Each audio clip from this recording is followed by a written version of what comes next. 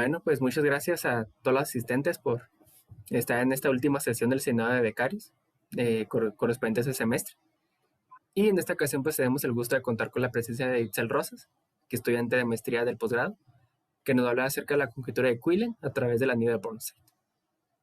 Adelante, Itzel. Muchas gracias, Carlos. Voy compartiendo pantalla. ¿Sí se ve? Sí, ahí se mira. Bueno, pues yo les voy a hablar sobre la conjetura de Quillen a través del anillo de Burnside. Este fue mi tema de tesis de licenciatura. Y pues bueno. Primero, pues, ¿de qué voy a hablar? Voy a tratar 4 puntos. Primero, un poco de preliminares. Es muy básico, de hecho. Después voy a hablar un poco sobre el anillo de Burnside. Voy a hablar sobre copos finitos y después pues vamos a tratar de combinar estas dos para hablar sobre G-copos y la conjetura de Quillen. Pues de los preliminares son básicamente 3 puntos. G-conjuntos, R-módulos y copos. Entonces, pues vamos a hablar primero de G-conjuntos. Nos lo echamos rápido porque pues al menos creo que la mayoría ya sabe de qué trata esto. En esta plática, tanto los conjuntos como los grupos van a ser finitos. Entonces, si tenemos un conjunto X y un grupo G, a X lo vamos a llamar G conjunto si existe una función, en este caso la llamamos asterisco, de G cruz X en X. A esta función la llamamos acción y va a cumplir las siguientes propiedades. Primero, que la identidad del grupo, estrellita, cualquier elemento de X nos va a dar X. Y segunda, pues esta especie de asociatividad, ¿no?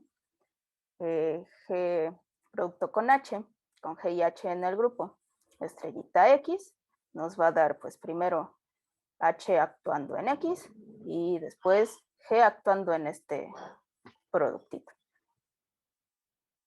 Eso es un G conjunto, pues esto depende de cómo lo veamos. Si lo vemos como conjunto, esto va a ser un G conjunto. Si lo vemos por parte de la función, esto va a ser una acción actuando en X. Ejemplos. Pues los dos más básicos son los siguientes y los que más nos interesan. Tomamos un grupo G y H un subgrupo. Así, un subgrupo.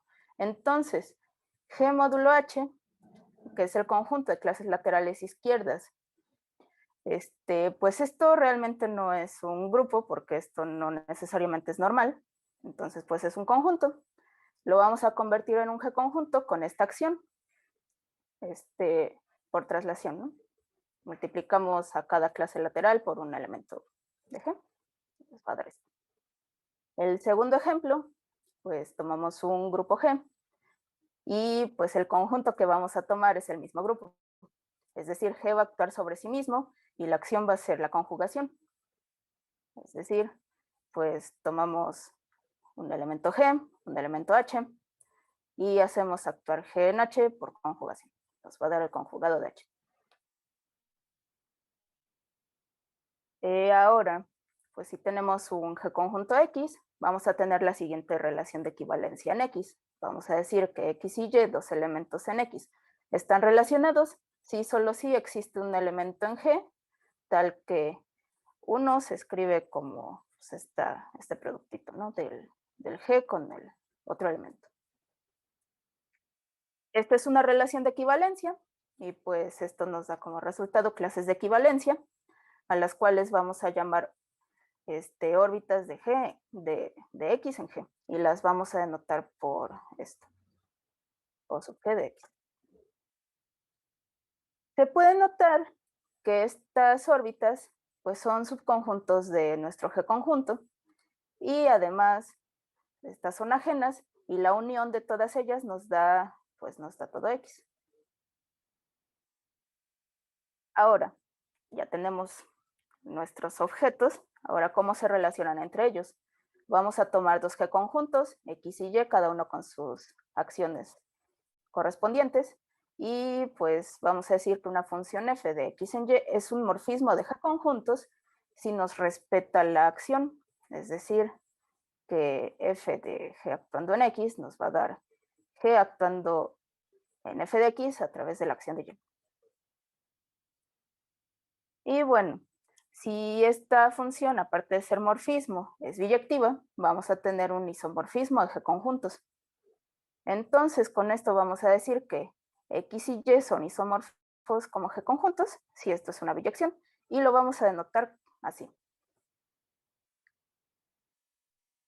Ahora, un g conjunto va a ser transitivo si solo tiene una órbita.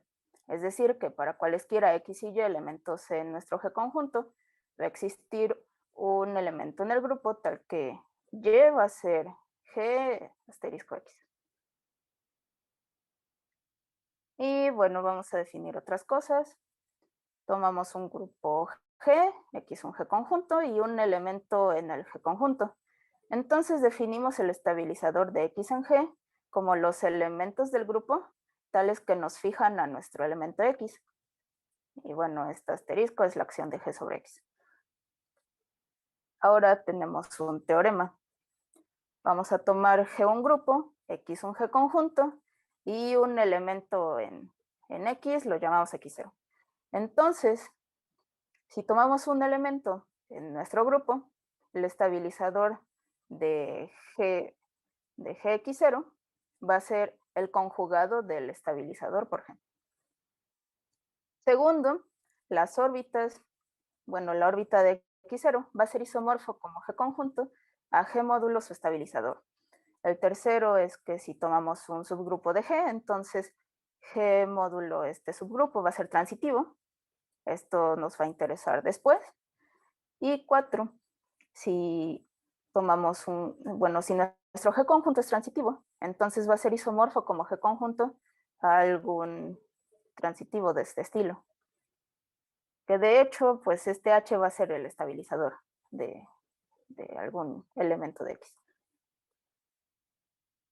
Tenemos otro teorema que se prueba con ayuda de este anterior, que nos dice que si tenemos un G conjunto finito X, entonces este va a ser isomorfo como G conjunto a la unión ajena de G módulo los estabilizadores de X sub I, con I corriendo por un conjunto de índices.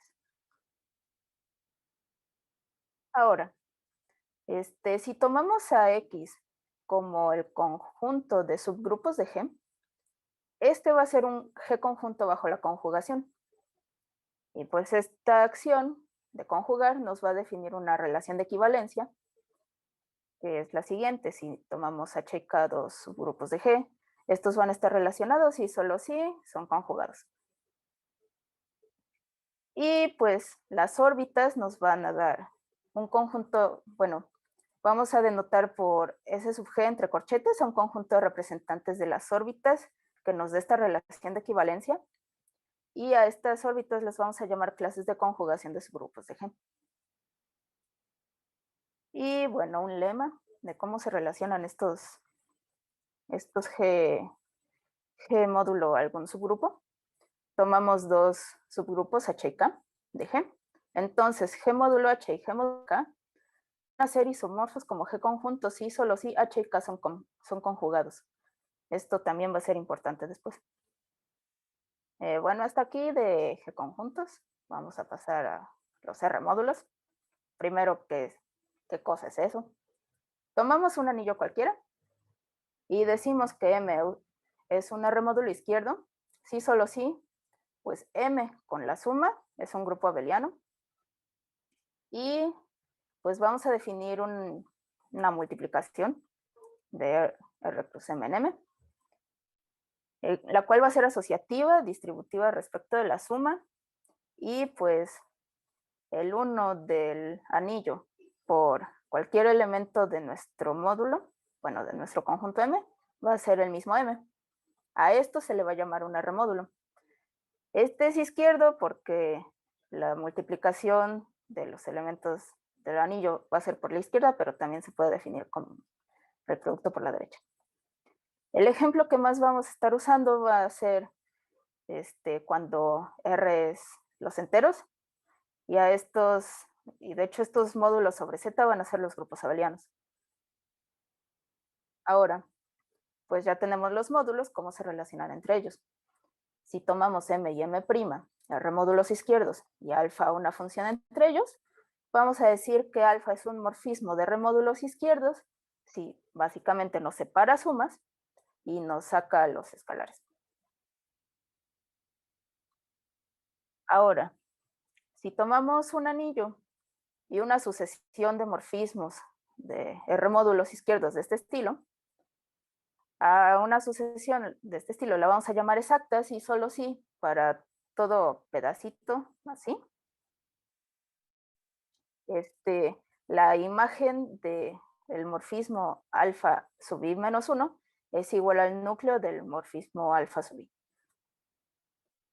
Esto no pasa seguido, bueno, no pasa siempre, pero normalmente se tiene esta contención. Más adelante voy a hablar de ella.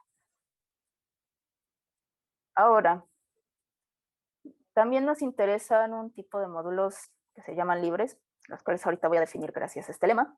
Vamos a tomar un R módulo izquierdo F, entonces vamos a tener que son equivalentes, que F tenga una base y que F sea la suma directa de algunos AIs, con estos AIs que sean isomorfos al anillo. Y si un módulo cumple alguna de estas dos condiciones, se le va a llamar módulo libre. Los módulos libres tienen bases, pueden ser finitas o infinitas. Y bueno, vamos a hablar ahora de Z módulos. Entonces, pues primero definimos lo siguiente. Tomamos un Z módulo izquierdo A, entonces su parte de torsión o submódulo de torsión, el cual lo vamos a denotar por T de A, van a ser los elementos de A que se anulan por algún natural. Es decir, que existe un natural, tal que N por A es 0. Vamos a decir que A es libre de torsión si este T de A es 0. Y si este T de A es todo el módulo, vamos a decir que A es un Z módulo de torsión. Ahora, vamos a definir el rango de un Z módulo libre de torsión, primero de los libres de torsión, lo cual vamos a denotar por rank de G. Estamos tomando G. Va a ser el número de elementos en un subconjunto independiente máximo. Esto es para los libres de torsión, pero se puede también definir para cualquier Z módulo como rango, esta cosa, que se puede ver que este G módulo T de G, esto es libre de torsión. De hecho, es isomorfa su parte libre de torsión. Y bueno, la tercera parte de los preliminares son los copos. Entonces, pues definimos lo siguiente. Un orden parcial sobre un conjunto no vacío, en este caso L, va a ser una relación binaria que la vamos a denotar como un menor o igual que. En L que va a satisfacer que es reflexiva, que es antisimétrica, que es transitiva.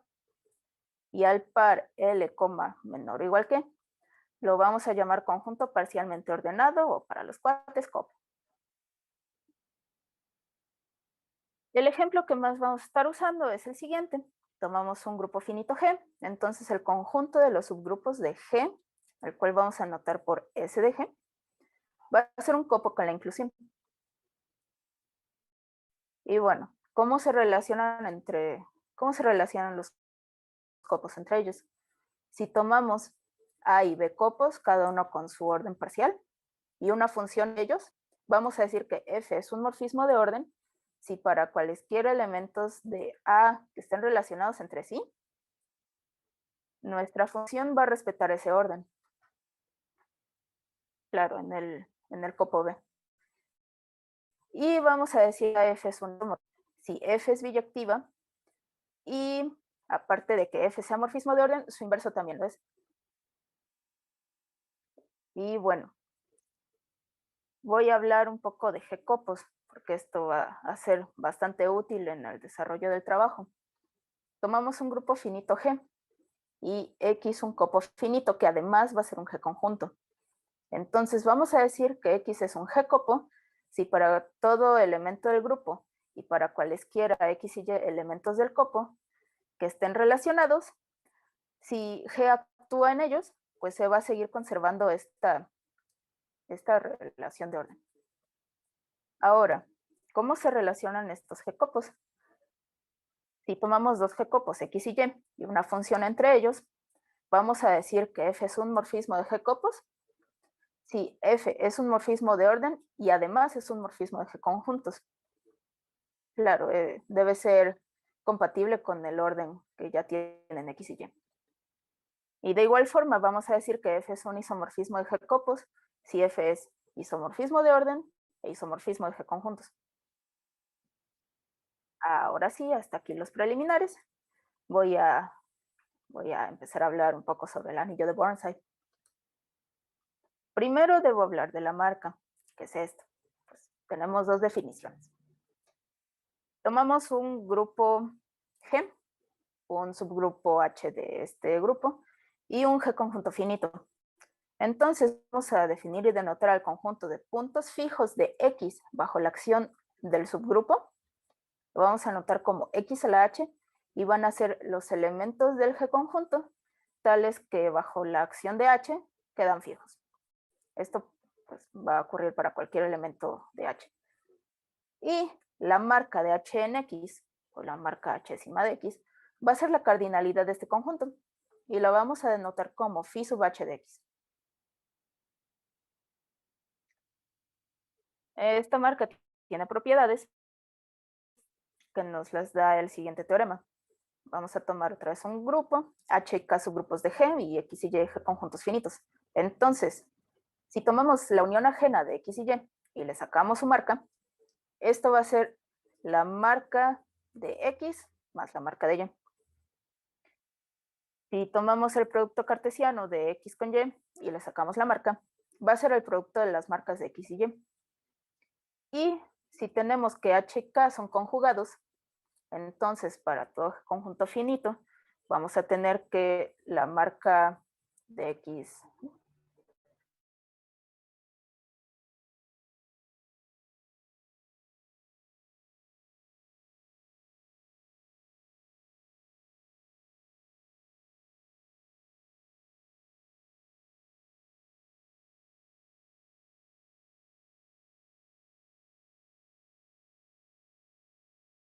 un G conjunto transitivo. Entonces, la marca de un G conjunto transitivo, en este caso es la marca H'ésima, va a ser el índice de K en su normalizador por este numerito alfa que depende de H y K, pero también se puede calcular como el índice de K en el normalizador de H por este numerito beta que también depende de H y K, que están definidos de esta forma. Son el alfa van a ser los grupos de G, tal que es conjugado a K y contiene H, y el beta va a estar definido, bueno, esto la cardinalidad de este conjuntito, y beta va a ser la cardinalidad del conjunto de subgrupos de G, que son conjugados a H y que están contenidos en K. Ahora, pues, si tomamos un grupo finito cualquiera, vamos a anotar por esta A chistosa a la clase de todos los G conjuntos finitos. Aquí en A vamos a tener una relación de equivalencia, la cual es la siguiente.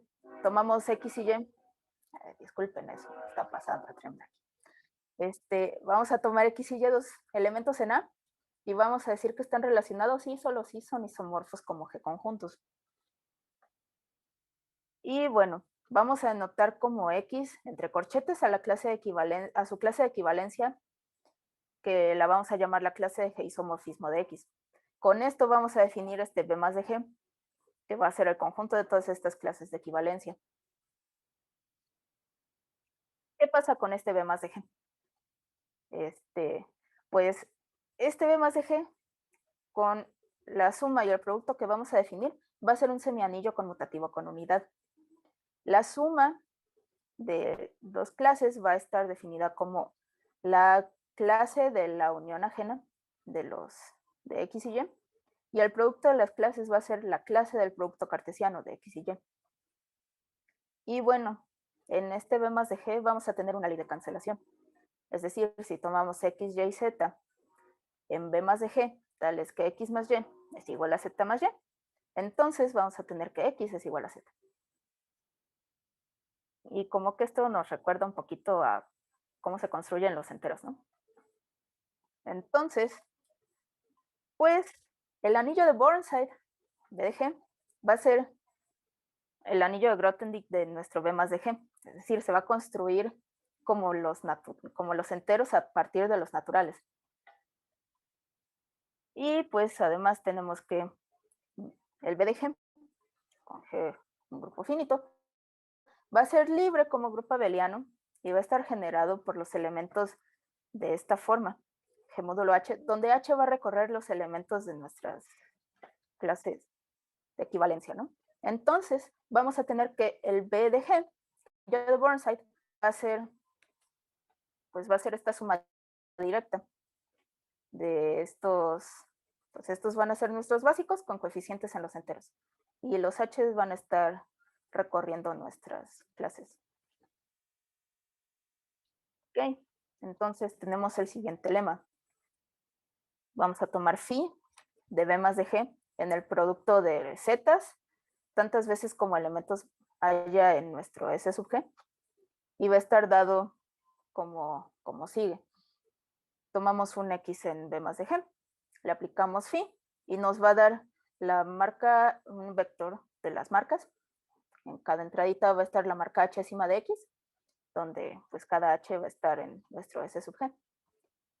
Este phi va a ser un morfismo de semianillos, el cual se va a extender de manera única a un morfismo inyectivo de anillos, el cual lo denotamos por phi subtilde, que diga phi tilde, que viene del anillo de Burnside en este producto de zetas, y vamos a tener que este diagrama conmuta. De hecho, a este producto de zetas se le llama el anillo fantasma y se le denota como B tilde de G. ¿Okay? Y bueno, como corolario de este lema, tenemos el teorema de Burnside, que de hecho es bastante importante, y que nos dice que si tomamos un grupo finito G,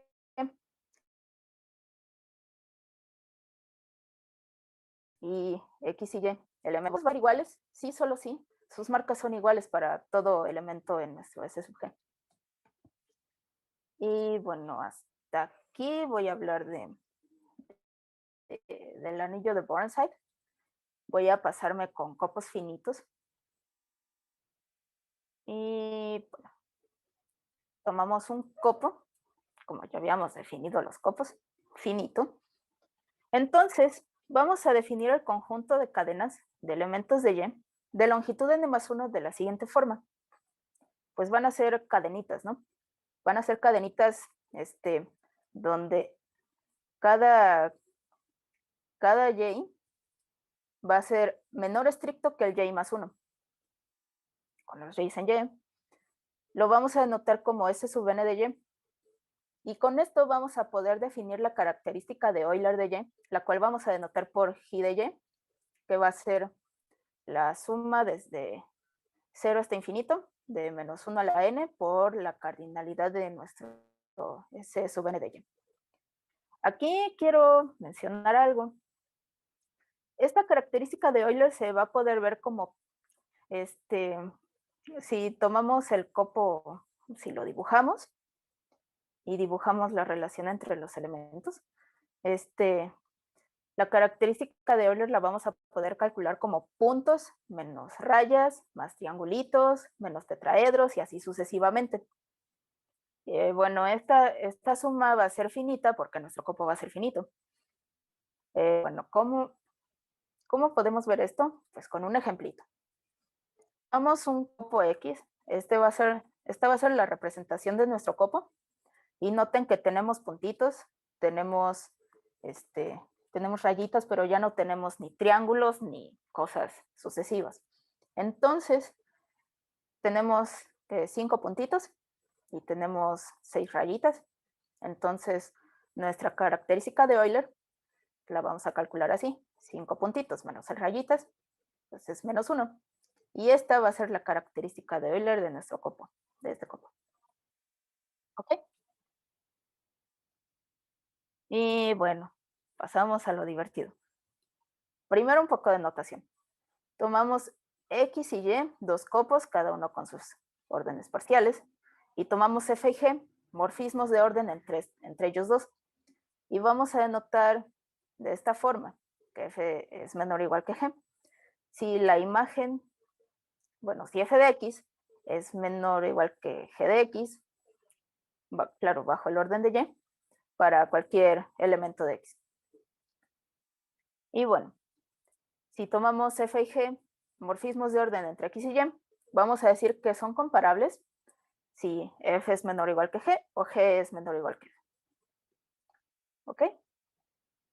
Bueno, tenemos la siguiente definición. Tomamos R un anillo y un complejo de cadena, que lo vamos a denotar así, va a ser una sucesión de esta forma, de una sucesión de morfismos de remódulos. Cada C sub n va a ser un remódulo izquierdo. Los delta sub n, que van a ir de C sub n en C sub n menos 1, van a ser morfismos de remódulos, los cuales vamos a llamar diferenciales. Y pues a diferencia de las sucesiones exactas, aquí solo vamos a tener esa contención de lo que ya les había hablado, que la imagen de delta sub n más 1 va a estar contenida en el núcleo de delta sub n, y esto para cada entero. Para lo que nos interesa, vamos a tomar aquí un copo, y nuestro R van a ser los enteros. Entonces, vamos a definir a C sub n de X como este Z módulo libre que va a tener como base los elementos del S sub n de X. Y los morfismos, que los vamos a llamar como D sub n, que van a ir de C sub n de X en C n menos 1 de X, van a estar dados de la siguiente forma. Van a ser estas sumas alternadas de estos vectorcitos, bueno, estas cadenitas. ¿Y qué denota este X sub I gorrito? Pues a esta cadenita le vamos a quitar el elemento yésimo. Bueno, de hecho es el I más 1. Pero le vamos a quitar el X sub I. Y bueno, tenemos el siguiente lema, que es muy fácil de probar, de hecho. Tenemos X un copo, entonces de n más 1 seguido de d sub n va a ser 0, y esto va a ocurrir para todo entero. Y bueno, tomamos otra vez X un copo y una sucesión de este estilo. Entonces, con este lema, pues se puede notar que esta condición es equivalente a que la imagen del dn más 1 esté contenido en el núcleo de dn. Con esto vamos a poder definir la enésima homología del copo como el núcleo, de hecho aquí me equivoqué, aquí debería ser del núcleo del dn módulo la imagen del dn más 1. Un ejemplo para fijar ideas, tomamos este copo con un solo elemento y consideramos este complejo. Notemos que pues el C1 de X va a ser 0, e igual los negativos van a ser 0. Y bueno, aquí el C sub 0 de X va a ser los enteros. Los morfismos de 1 y de 0 pues son el morfismo 0. Entonces, la homología de X va a ser los enteros si n es igual a 0, y va a ser 0 si no es 0. Ahora, pues ya tenemos los dn's, tenemos los diferenciales. ¿Cómo se relacionan estas cadenitas? Pues vamos a definir la aplicación de cadenas de R módulos izquierdos de este complejo. En este complejo va a ser una sucesión de morfismos de R módulos izquierdos. Los vamos a anotar como F sub n, así en general, que van a ir de C sub n en C sub n', tal que estos diagramas van a conmutar. Para lo que nos interesa, vamos a considerar X y Y dos copos, F un morfismo de orden, y otra vez R va a ser los enteros. Entonces, a estas f sub n las vamos a denotar como c sub n de f, que van a ir de Cn de x en Cn de y van a estar definidas así. Tomamos una cadenita de este estilo. Entonces, le aplicamos f.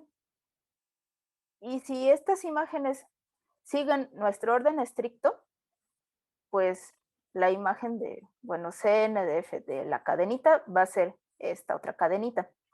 Pero si por alguna razón alguno de estos dos son iguales, esto nos va a dar 0. Ahora, con esto, ¿qué podemos hacer? Pues muchas cosas. Vamos a tomar x y y dos copos y f y l, morfismos de orden entre x y y, y vamos a decir que f es homotópico a l si para cada entero existe una delta sub n que va a ir de Cn de x en Cn más 1 de y, o sea, va a ir como si nos regresamos a este diagramita, esto va a ir así cruzadito. Va a existir un morfismo de este estilo, tal es que delta sub n compuesta con d' n más 1 más dn compuesta con delta sub n menos 1, esto nos va a dar el Cn de f menos Cn de l. Y lo vamos a denotar con esta cosita. Y bueno, ser homotópico nos va a dar una relación de equivalencia. Ahora, si tenemos que dos morfismos de orden f y l entre x y y son homotópicos, si les aplicamos la homología, vamos a tener que son iguales. Estos morfismos van a ser iguales. Y van a ir de la homología enésima de x en la homología enésima de y. Y bueno, ya tenemos qué significa que dos morfismos sean homotópicos. Ahora, ¿qué significa que dos copos sean homotópicos? Pues vamos a decir que x y y, dos copos, son homotópicos si existen morfismos de orden, uno que va a ir de x en y y el otro que va a ir de y en x, tales que las composiciones correspondientes van a ser homotópicas a las identidades en x y en y. Y lo vamos a denotar igual. X, esta tilde y. Y bueno, un caso particular es si tomamos un copo y si este es homotópico a un punto, vamos a decir que el copo es contraíble. Ahora, si tomamos, bueno, el lema siguiente nos dice que si tomamos dos copos que son homotópicos, entonces sus homologías son isomorfas para toda n en los enteros. Y bueno, como corolario tenemos que si x es contraíble, entonces, pues ya vimos que la homología de un punto es z si n es igual a 0 y 0 si no. Entonces, si x es contraíble, su homología va a ser isomorfa a esto. Y bueno, un teorema que es bastante fuerte es el siguiente. Tomamos f y l morfismos de orden que son comparables, entonces van a ser homotópicos. La prueba no la doy porque sí está bastante tediosa, está muy larga. Y pues realmente para estos eventos no hay mucho tiempo que digamos. Y bueno, con esto ya tenemos la homología de copos, ya tenemos parte de teoría sobre el anillo de Burnside. Entonces, pues vamos a entrar a lo bueno, ¿no? Sobre G-copos y la conjetura de Quillen. Primero, si tomamos un G-copo, entonces para cualquier natural, nuestro conjunto de cadenas va a ser un G conjunto con esta acción. Tomamos un elemento en el grupo y una cadenita en S sub n de x. Entonces, el G va a actuar pues entrada. Así de sencillo. Bueno, esto se puede porque x es un Jacobo. Entonces, S sub n de x lo vamos a poder ver como un elemento del anillo de Burnside. Con esto vamos a poder definir el invariante de Lefschetz de x, que va a ser el elemento del anillo de Burnside que se va a definir de esta forma. Noten que es un poco parecido a la característica de Euler. Nada más que, pues, al ser el elemento del anillo de Burnside, pues esto debe ser un elemento del anillo de Burnside. Entonces, a nuestro invariante de Lefschetz lo vamos a definir así y lo vamos a denotar como lambda sub x. Ejemplitos. Si tomamos x, este Jacobo, pues su invariante de Lefschetz, siguiendo la definición anterior, pues nos va a dar pues esto mismo, porque no tenemos S sub n de x con n mayor a 0. Van a ser 0. Entonces vamos a tener esta cosa, que en realidad dentro del anillo de Burnside va a ser esta cosa, que es nuestro 1. Y bueno, si tomamos el copo vacío, pues su invariante de Lefschetz nos va a dar el 0 del anillo de Burnside. Propiedades de esta cosa, pues si tomamos x y y dos G-copos, entonces el invariante de Lefschetz de su unión ajena va a ser la suma de los invariantes de Lefschetz dentro del anillo de Burnside. Y bueno, si otra vez tomamos x y y dos G-copos, G en grupo, finito, claro, y tomamos su producto cartesiano con la acción diagonal y con este orden, o sea, tomamos x, y, menor o igual que x', y', esto se da así solo así, x es menor o igual que x' con el orden de x, y y es menor o igual que y' con el orden de y. Si tenemos esto, el invariante de Lefschetz del producto cartesiano de x con y va a ser el producto de los invariantes de Lefschetz en el anillo de Burnside. Más propiedades. Tomamos x y y G-copos y ahora tomamos un subgrupo H de G. Entonces, los puntos fijos del invariante de Lefschetz va a ser el invariante de Lefschetz del conjunto de puntos fijos de X bajo la acción de H. Pero esto va a estar en el anillo de Burnside de este grupo de Weyl de H. Si tomamos la marca del invariante de Lefschetz de X, de H, vamos a tener la característica de Euler del conjunto de puntos fijos de X bajo la acción de H. Y pues si tenemos dos invariantes de Lefschetz que son iguales en el anillo de Burnside, esto va a pasar sí, solo sí, sus características de Euler correspondientes, o sea, según nos dice 2, van a ser iguales. Y esto va a ocurrir para cualquier subgrupo H. Y bueno, tenemos la siguiente proposición. Si tomamos X y Y G-copos,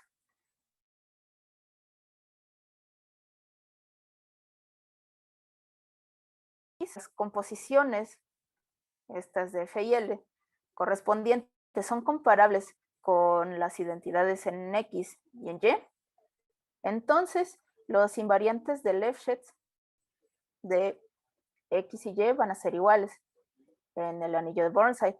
Y bueno, si un G-copo X tiene un elemento mayor o menor, pues este G-copo va a ser contraíble. Este sí lo probé, pero solo probé la parte 1. Pero para eso necesitamos lo siguiente. Vamos a ver la característica de Euler de otra forma. Entonces tomamos X, un G-copo. Y pues ya sabemos que nuestra característica de Euler de X va a estar definida como esta cosa. ¿Ok? Entonces vamos a considerar la siguiente sucesión exacta. Esta sí va a ser exacta.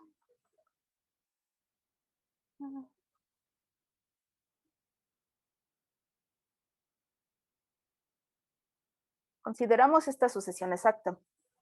Ahora, recordemos que los C sub n de x están generados por los elementos de S sub n de x. Entonces, realmente el rango de C sub n pues es esto. es la cardinalidad de nuestro S sub n de X. Entonces, pues la característica de Euler de X la vamos a poder ver como esta suma alternada otra vez, pero en lugar de esto podemos poner el rango de ese sub n de X. ¿Ok? Ahora, vamos a considerar dos sucesiones exactas para cada n. La primera es esta. Tomamos el núcleo de Dn, con la inclusión lo metemos en C sub n de X, y pues con D sub n la vamos a correstringir y nos da esta cosa, su imagen. Ahora, la segunda, pues es, primero tomamos la imagen de Dn más 1, que ya sabemos que está dentro del núcleo de Dn, y pues tomando el epimorfismo canónico, tenemos que esto es la homología enésima de X. Con estos dos podemos tener lo siguiente. Bueno, como en álgebra lineal, tenemos que el rango del en medio va a ser la suma de los rangos de los otros dos. Entonces, pues vamos a tener que el rango de Cn de X va a ser el rango del núcleo de Dn más el rango de la imagen de Dn. Y el rango del núcleo de N va a ser el rango de la imagen de Dn más 1 más el rango de la homología enésima de X. Entonces, pues tenemos que el rango de esta cosa va a ser igual a el rango de este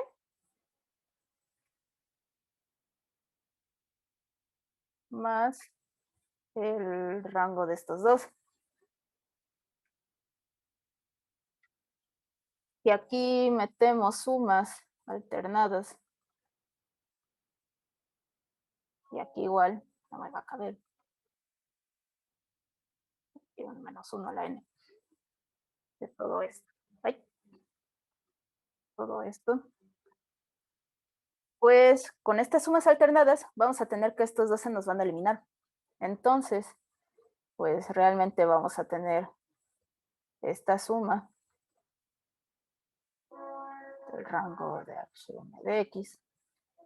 Pero pues esto ya sabíamos que era la característica de Euler de X. Entonces, pues vamos a tener que otra forma de ver a la característica de Euler va a ser mediante los rangos de las homologías. Y pues eso lo vamos a usar en la prueba de la proposición.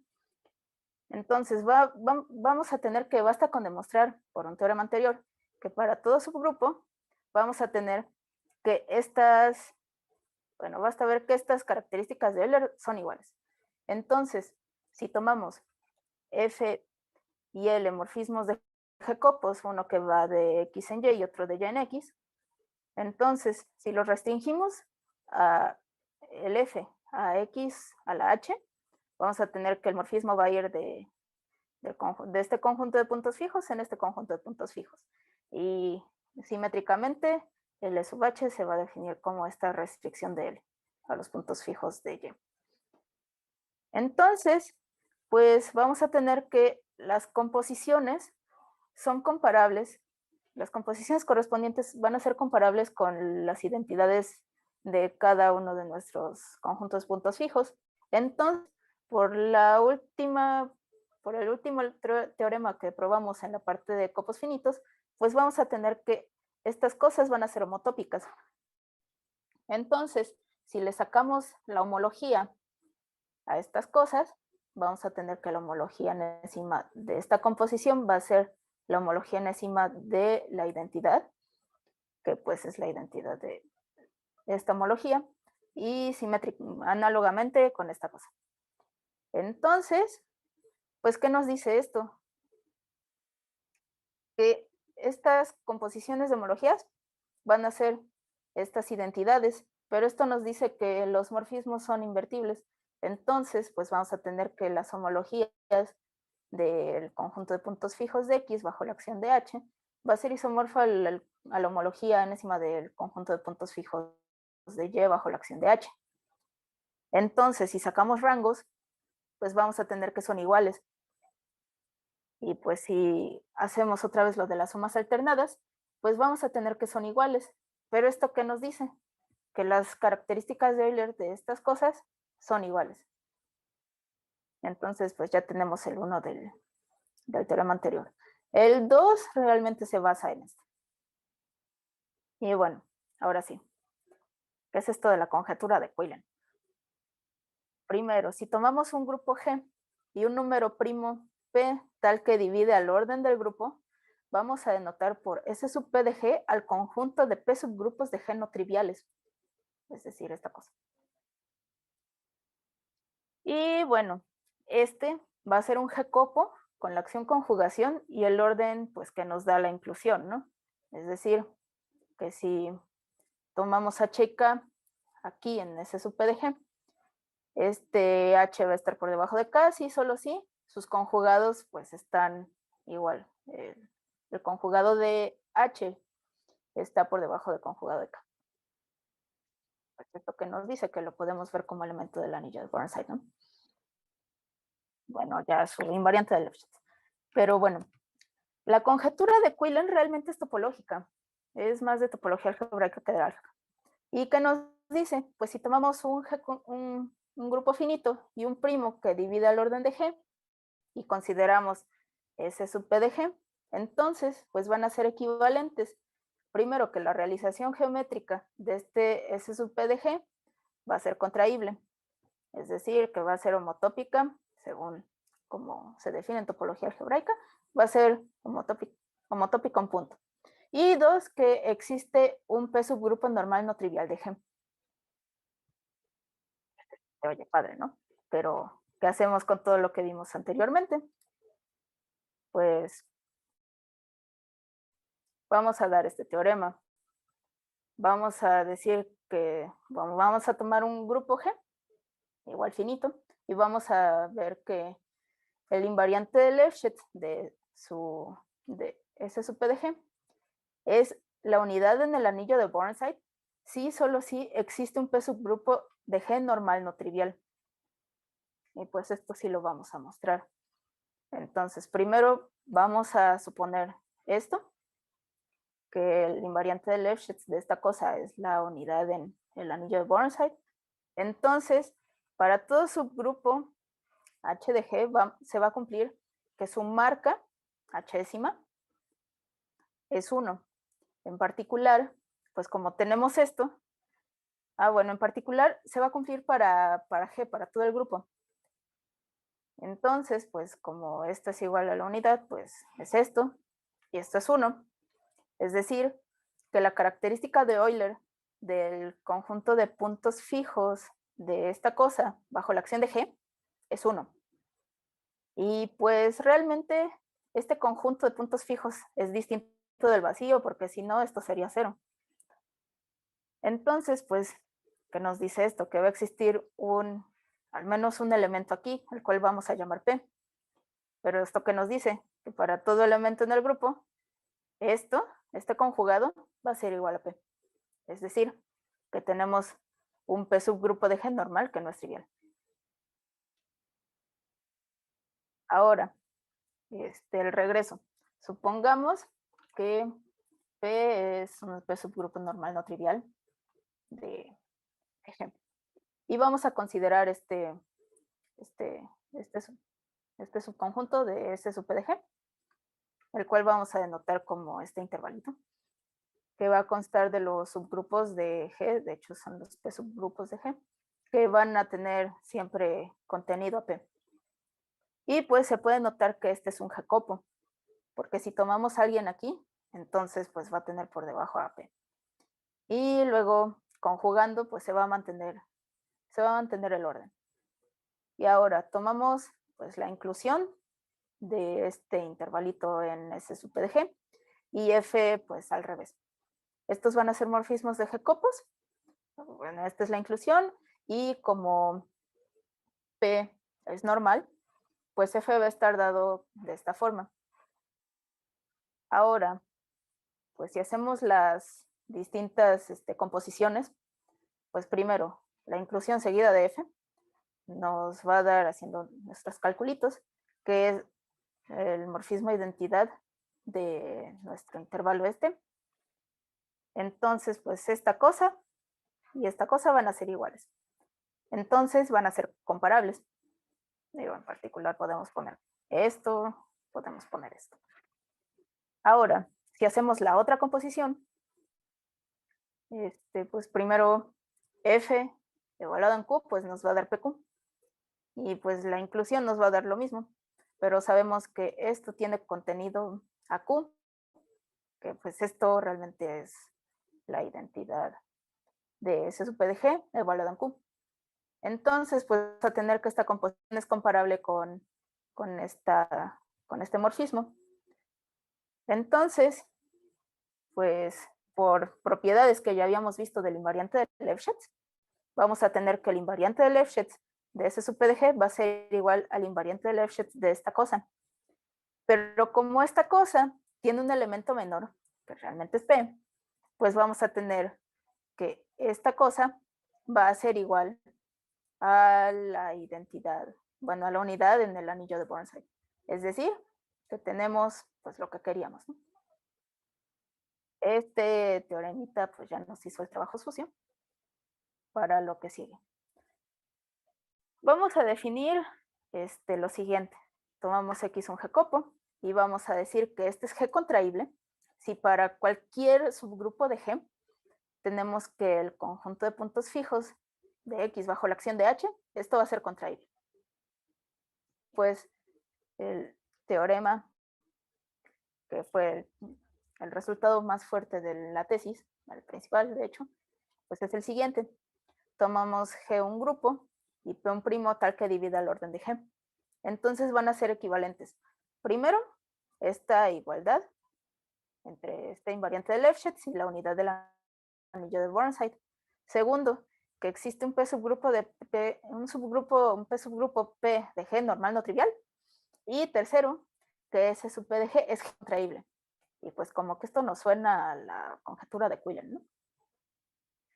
Y pues bueno, vamos a demostrarlo en lo que queda de tiempo. No es mucho, pero ya vamos a terminar. Pues primero, tomamos G un grupo finito. Y pues el 1 implica 2 se da por el teorema anterior que probamos, que de hecho aquí es un sí solo sí. El 2 implica 3, pues como P es normal en G, pues en particular se tiene que P está en este conjunto de puntos fijos para cualquier subgrupo de G. Tomamos F, un morfismo de G-copos, que ver de este conjunto en esta cosa que ya habíamos definido antes, y la inclusión, que ver de esta cosa en este conjunto de puntos fijos. Van a ser morfismos de G-copos definidos de esta forma. Y pues otra vez, como esta cosa tiene un elemento menor, pues va a ser contraíble. Y pues otra vez vamos a hacer casi lo mismo que en el teorema anterior. Tomamos las composiciones, llegamos a que esta composición es igual a este morfismo de identidad. Esto ocurre para todo Q en esta cosa. Y pues en particular van a ser comparables. Pues también vamos a observar que la otra composición se va a comportar de manera similar a cómo se comportó en el teorema anterior, nada más que esta vez con este conjunto de puntos fijos. Y pues otra vez son comparables, entonces son homotópicos, por lo que pues esta cosa, este conjunto de puntos fijos, va a ser homotópico a este intervalito. Pero como esta cosa es contraíble, entonces tenemos que esta cosa es contraíble. Pero como ya habíamos dicho, que esto ocurre para cualquier subgrupo de G, pues vamos a tener que ese sub P de G va a ser G contraíble. Y por último, el 3 implica 1. Como estamos suponiendo que esta cosa es G contraíble, entonces, pues su conjunto de puntos fijos bajo la acción de H va a ser pues contraíble. Tomando características de Euler, pues vamos a tener que la característica de Euler de esta cosa va a ser 1, que es la característica de Euler de esta cosa, que pues si tomamos puntos fijos bajo la acción de H, pues nos va a dar lo mismo, ¿no? Pero esto es la unidad en el anillo de Burnside, puntos fijos, pero esto pasa para todo subgrupo de G. Y pues, ¿qué nos dice nuestro teoremita anterior? Que los invariantes de Lefschetz de estas dos cosas van a ser iguales. Que el invariante de Lefschetz de esta cosa, pues es la unidad del anillo de Burnside. Y pues ya, eso es todo. Bibliografía. Muchas gracias. Muchas gracias a ti, Itzel. La verdad que estuvo muy interesante. No sé si alguien del público tenga alguna duda. Este es el momento para hacerlas.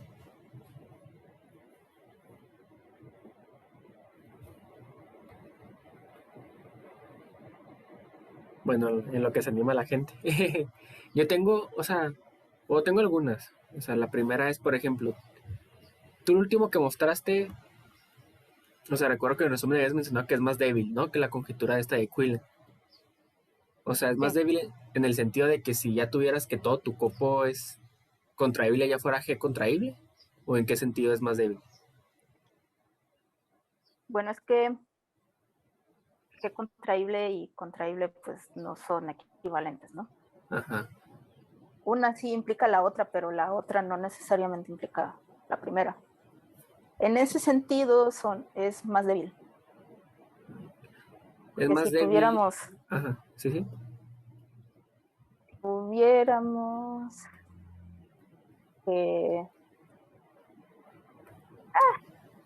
Ay, esto se lo respondí bien. Pues es que es eso. Realmente, esto... G contraíble... No me acuerdo si es al revés.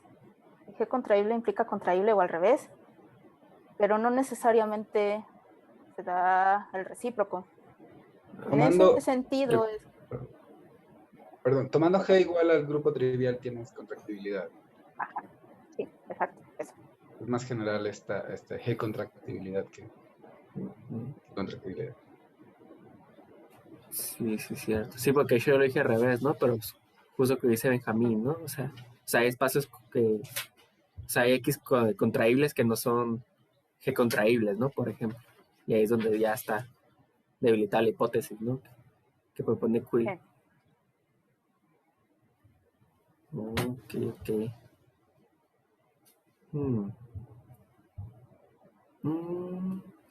Bueno, y una última pregunta. Entonces, aquí, a ver si no me perdí, o sea, donde entra la anillo Burnside es en la parte de este invariante de Lefschetz, ¿verdad? Sí. O sea, es el que te da como la conexión entre ambas implicaciones. Sí.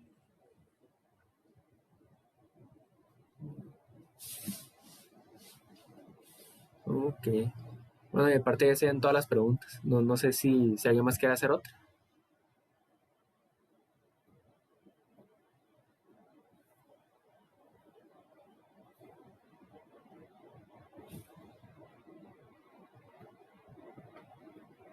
Bueno, si no es el caso, pues te volvemos a agradecer, Itzel. Muchas gracias por animarte a dar la plática. Gracias a ustedes.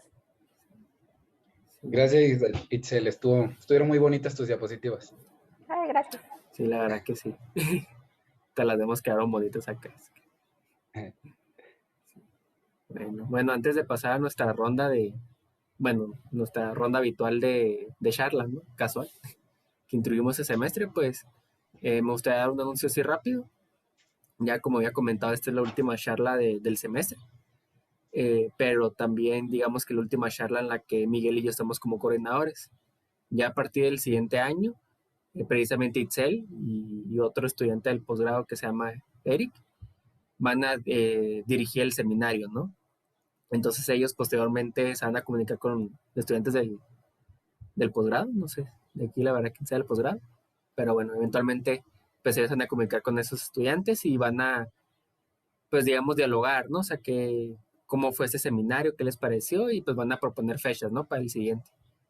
Entonces pues ahí ya, si siguen ahí, pues, ¿cómo se dice? Pues digo, un poco pegados ahí al programa que tenemos del seminario, pues ya van a ver que el siguiente semestre pues ya Itzel y Eric van a estar dirigiendo. Y pues de mi parte, pues no queda más que agradecer por todo. Digamos, no, la verdad no sé si la gente que está aquí pues estuvo en todas las charlas, pero al menos pues, agradecer, ¿no? En las que estuvieron. Y pues por agradecer pues todos los, pues, o sea, no sé, las fallas que pudieron haber y todo eso, ¿no? Les digo por mi parte me despido de esa manera.